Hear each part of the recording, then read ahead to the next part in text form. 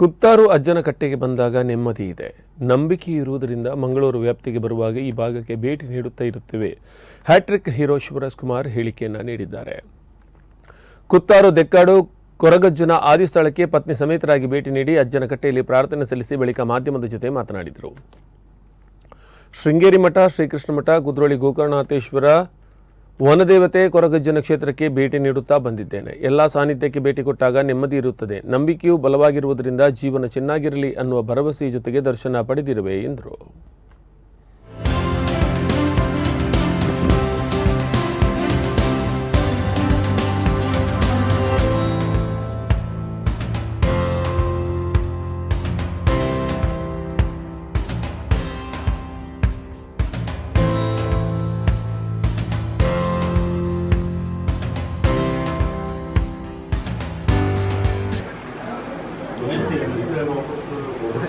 ನೆಮ್ಮದಿ ಬಂದಾಗ ಒಂದು ನೆಮ್ಮದಿ ಇದೆ, ಒಂದು ನಂಬಿಕೆ.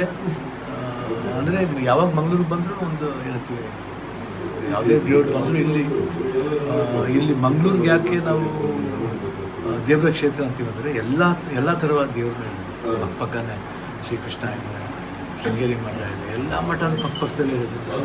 ಉಡುಪಿ ಶ್ರೀಕೃಷ್ಣ ಇದೆ, ಕುದ್ರೋಳಿ ದೇವಸ್ಥಾನ, ವನದೇವತೆ, ಕೊರಗಜ್ಜ, ಇಲ್ಲಿ ಬಂದ ಒಂದು ನೆಮ್ಮದಿ ಇದೆ.